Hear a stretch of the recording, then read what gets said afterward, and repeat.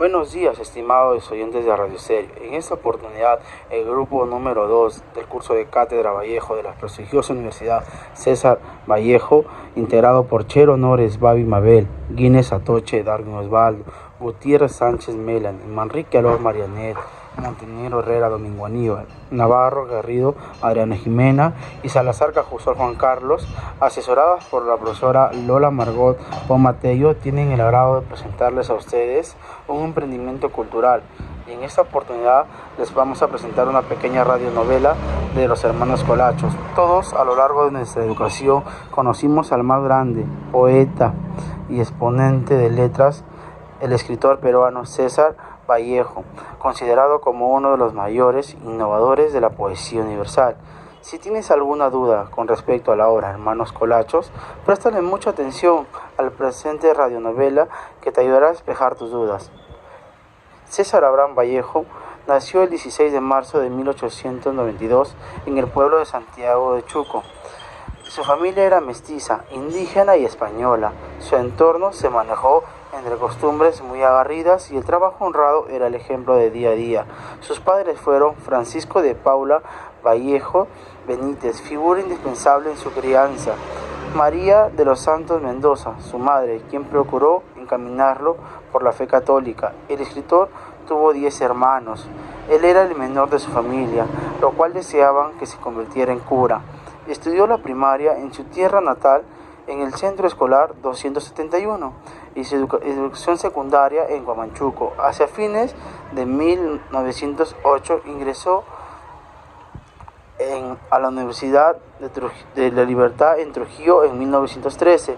Tras la falta de economía, decidió estudiar medicina, pero abandonó logrando iniciar la carrera de letras. Se graduó de bachiller con una tesis sobre el romanticismo en la poesía castellana. Por aquellos años se asoció al denominado Grupo del Norte, encabezado por Antenor Orrego.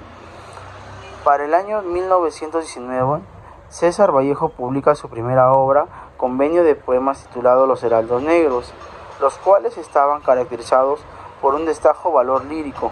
Dicho libro mostró además rasgos de modernismo. Igualmente trataron también de temas que resultaban ser bastante recurrentes de César Vallejo, como el sufrimiento del ser humano. Así como este libro, entre otras obras de César Vallejo, se le otorgó la oportunidad de que se abriera camino en la literatura latinoamericana. Hacia el año de 1920, César Vallejo,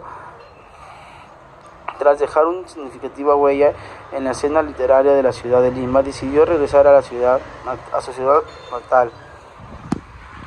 Al llegar a Santiago de Chuco, Vallejo se vio envuelto en una gran controversia que lo mantuvo preso 112 días. Dejó la cárcel un 26 de febrero de 1921. Durante este tiempo, Vallejo escribió 2 libros durante su encierro. El 6 de noviembre de 1920, uno de sus libros de género narrativo llamadas Escalas Melográficas, lo cual su primera obra fue de género de la poesía. El segundo poemario fue Trilce, que terminó por revolucionar la lengua castellana y la poesía. De hecho, en 1921 ganó un concurso literario organizado por la Sociedad Cultural. Vallejo se fue a vivir a París en 1923 en busca de nuevas experiencias, además de viajar a la Unión Soviética, a España y entre otros países. Ahí trabajó como periodista y traductor en medios latinoamericanos.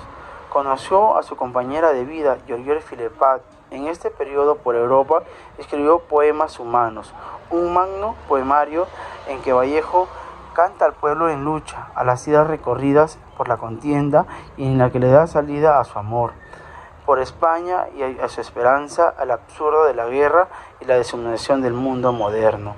Opone una vía fraternal. César Vallejo se afilió al Partido Comunista de España y publicó su novela El Tuxteno en 1931. El 15 de abril de 1938, después de una penosa agonía en la Clínica Aragón, falleció en París a sus 46 años, tal como lo anunció en su poema Piedra Negra sobre una piedra blanca. Cabe señalar que 2 notables intelectuales peruanos, Raúl Porras Barnechea y Francisco García Calderón, sufragaron los gastos del sepelio, y el poeta Luis Aragón realizó su elogio fúnebre. Sus restos se encuentran enterrados en el cementerio de Montreal, donde aún reposa. Colacho Hermanos es una obra teatral satírica escrita por César Vallejo en 1934 y publicada de manera póstuma, puesto que sus editores la rechazaron en su momento. Es considerada como la pieza teatral más importante de César Vallejo. El contexto de Colacho Hermanos se da por los problemas políticos, sociales y económicos que atraviesa el Perú en esos años. César Vallejo, desde París, refleja estos problemas en esta obra, donde utiliza un estilo menos poético y más grotesco con una pizca de burla. César Vallejo hizo del teatro una oportunidad para denunciar y concientizar a la población, tocando en Colacho Hermanos temas como la injusticia, la explotación y sobre todo haciendo ver cómo personas que han logrado salir de la pobreza, llegando al poder, se aprovechan de la mano de obra indígena. En la historia, los hermanos Cordel y Acidal Colacho aparecen como dueños de una tienda en Danque, un pueblo de los Andes peruanos. Su negocio prospera cuando interactúan con la alta sociedad, y especialmente cuando una transnacional norteamericana comienza a explotar minas cercanas a la ciudad. Con el tiempo se convierten en jefes, pero no satisfechos con ello, luchan por altos cargos políticos para que se buscan los modales y gestos de ciudadanos educados, a pesar de las innegables proclamancia e ignorancia de sus caminos. Posteriormente llegaron a la capital, apoyados con fondos de la transnacional. Realizaron una campaña política y Cordel Colacho se convirtió en presidente de la República a través de un levantamiento revolucionario. Consciente de lo que fue creación del imperialismo yanqui, se inclina servilmente hacia los intereses de Estados Unidos, pero eso no le impide ser destituido por el golpe del general Colongo. Colacho Hermanos es una obra nacida y esbozada bajo la óptica marxista del autor, que tomó como asunto la farsa de la democracia en el Perú. La principal reflexión de esta obra es que el arribismo, es decir, el deseo de llegar a la cumbre del poder, finalmente termina destruyendo las aspiraciones de cualquiera, pues siempre existirá otro más arribista que querrá ese poder. Por eso no debemos de creernos más que otros, ni mirar sobre el hombro a nadie, porque todos somos iguales. Sin embargo, en la actualidad, vivimos en un país donde no existe la democracia. Solo nos preocupamos por nosotros mismos y no por la necesidad de las personas que se encuentran a nuestro alrededor. Solo buscamos nuestro bienestar y no nos importa que si para lograr nuestros objetivos estamos dañando a los demás. Un radiante mediodía en Taque, aldea de los Andes, en el interior de la tienducha de los hermanos Colacho. Acidal, un hombre descuidado de su persona y de su lenguaje poco culto. Cordel, llega en el momento de que su hermano está atendiendo. Se encuentran preocupados por pagar su deuda al tuco, cuando llega a sus manos un sobre proveniente del alcalde, lo cual los sorprende, viendo en este parte una salvación y un medio de ingreso al mundo de la alta sociedad. Una tarde en el gran bazar de los hermanos Colacho en las minas de oro de Cotaro de la provincia de Tacre. Cordel, vestido contra el frío, aparece de perfil, sentado en una oficina pequeña pero confortable hasta elegante. Novo, a quien Cordel castigaba reiteradas veces, y Horacio, dependiente del negocio.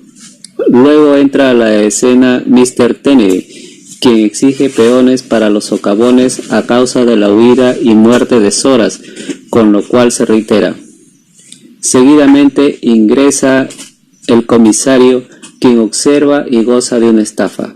El yanqui regresa para informarle a don Colacho de la situación de las minas y proponerle un puesto en la política a futuro para el beneficio de Quivilca Corporation. Pasado 11 años, la sala de los hermanos Colachos es una espléndida sala en Taque. Tiene una criada llamada Taya, Por otro lado, Acidal está conversando con Zavala, un hombre blanco, muy delgado de 25 años, quien le da instrucciones de cómo comportarse. Luego de terminar de hablar con él, viene don Rupe, el padre de Talla, quien fue llamado por Acidal para que le leyera las hojas de coca. Ahí pasó un problema, ya que don Rupe le reclamó por qué Talla estaba embarazada, pero Acidal lo trató de una mala tosca. Luego de eso se calmaron, ya que don Julio Zavala conversó con Acidal. Al final, llega de viaje Cordel, quien pide hablar a solas con su hermano para contarle lo que Kennedy le había dicho para que sea propuesto ser presidente. 10 de la noche, el bazar está cerrado para la clientela. Cordell y Mr. Tenney toman un par de copas de whisky, celebrando el viaje de Don Colacho. En plena velada, tocan la puerta e ingresan los empleados de Kivirka Corporation. Estos últimos honran cada vez más al Yankee.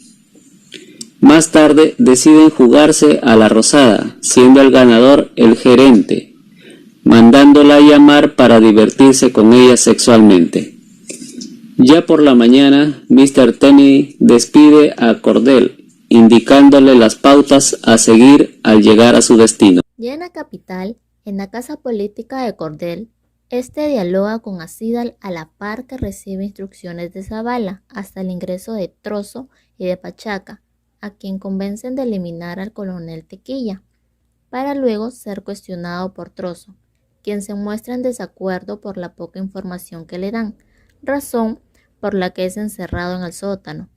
Luego de esto, hace su ingreso el coronel Toroto y el capitán Collazos, quien informa su deseo de unirse a la revolución. A su retiro, aparece disfrazado el coronel Tequilla, acompañado de un batallón.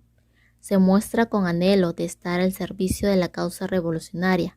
Luego de esto, hacen ingresar a una pareja de sirvientes del presidente Parludo para que confiese el paradero de este.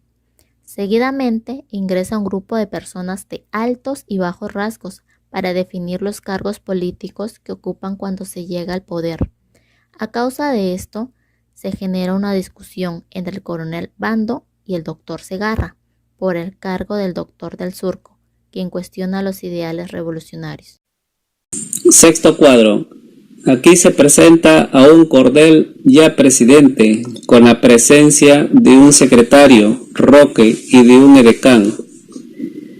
La primera visita que recibe es la del doctor Soysadol, por un encargo de cigarrillos importados, la del presidente del Congreso, por la traición de 2 parlamentarios, el ministro de Justicia, por una guerra de obreros a mando del agente Azuela.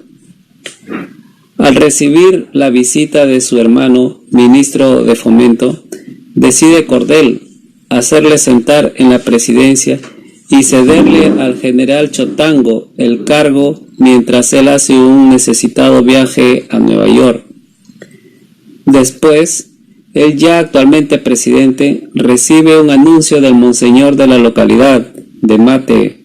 Se presenta la muchedumbre reclamando pan y trabajo,